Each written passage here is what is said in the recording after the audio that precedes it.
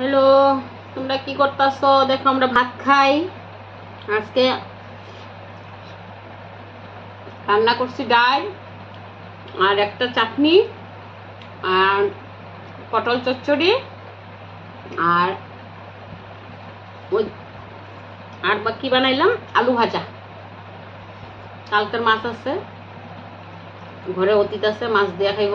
Hello, আমরা নিরামিষ খাই।